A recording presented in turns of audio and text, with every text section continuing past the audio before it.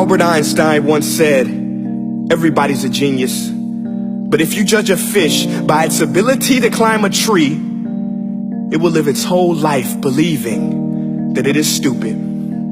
Ladies and gentlemen of the jury, today on trial we have modern day schooling. Glad you could come. Not only does he make fish climb trees, but also makes them climb down and do a 10-mile run. Tell me, school, are you proud of the things you've done? Turning millions of people into robots, do you find that fun? Do you realize how many kids relate to that fish swimming upstream in class, never finding their gifts, thinking they are stupid, believing they are useless? Well, the time has come, no more excuses. I call school to the stand and accuse him of killing creativity, individuality, and being intellectually abusive. He's an ancient institution that has outlived his usage. So, Your Honor, this concludes my opening statement, and if I may present the evidence of my case, I will prove it. Proceed. Exhibit A. Here's a modern day phone. Recognize it? Here's a phone from 150 years ago. Big difference, right? Stay with me. Here's a car from today, and here's a car from 150 years ago. Big difference, right? Well, get this. Here's a classroom of today, and here's a class we used 150 years ago. Now ain't that a shame? In literally more than a century, nothing has changed. Yet you claim to prepare students for the future? But with evidence like that, I must ask, do you prepare students for the future or the past? I did a background check on you and let the record show that you were made to train people to work in factories, which explains why you put students in straight rows, nice and neat, tell them sit still, raise your hand if you want to speak, give them a short break to eat, and for 8 hours a day tell them what to think. Oh, and make them compete to get an A letter which determines product quality, hence grade A of meat. I get it. Back then, times were different. We all have a past. I myself am no Gandhi. But today, we don't need to make robot zombies. The world has progressed. And now we need people who think creatively, innovatively, critically, independently, with the ability to connect. See, every scientist will tell you that no two brains are the same. And every parent with 2 or more children will confirm that claim. So please explain why you treat students like cookie cutter frames or snapback hats, giving them this one-size-fits-all crap. Watch your language. Sorry, Your Honor, but if a doctor prescribed the exact same medicine to all of his patients, the results will be tragic. So many people will get sick, yet when it comes to school, this is exactly what happens. This educational malpractice, where one teacher stands in front of 20 kids, each one having different strengths, different needs, different gifts, different dreams, and you teach the same thing the same way? That's horrific. Ladies and gentlemen, the defendant should not be acquitted. This may be one of the worst criminal offenses ever to be committed.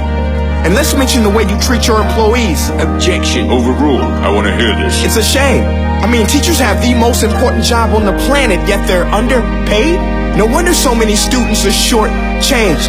Let's be honest. Teachers should earn just as much as doctors, because a doctor can do heart surgery and save the life of a kid. But a great teacher can reach the heart of that kid and allow him to truly live. See, teachers are heroes that often get blamed, but they're not the problem. They work in a system without many options or rights. Curriculums are created by policymakers, most of which have never taught a day in their life. Just obsessed with standardized tests. They think bubbling in a multiple choice question will determine success.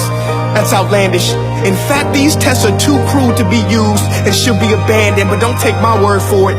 Take Frederick J. Kelly, the man who invented standardized testing, who said, and I quote, "These tests are too crude to be used and should be abandoned." Ladies and gentlemen of the jury, if we continue down this road, the results will be lethal. I don't have much faith in school, but I do have faith in people. And if we can customize healthcare, cars, and Facebook pages, then it is our duty to do the same for education, to upgrade it, change it, do away with school spirit, because that's useless. Unless we're working to bring the spirit out of each and every student, that should be our task. No more Common Core. Instead, let's reach the core of every heart in every class. Sure, math is important, but no more than art or dance. Let's give every gift an equal chance. I know this sounds like a dream, but countries like Finland are doing impressive things. They have shorter school days. Teachers make a decent wage. Homework is non-existent, and they focus on collaboration instead of competition. But here's the kicker, boys and girls. Their educational system outperforms every other country in the world.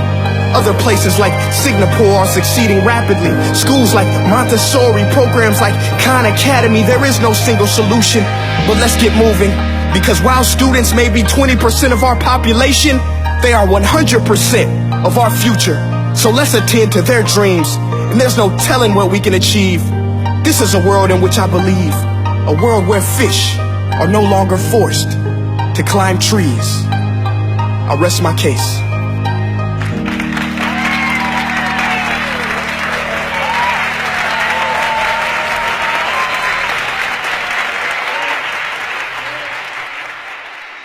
Hey guys, my name is Prince EA, and I want to say thank you so much for watching my video. But now, I want to know what you think.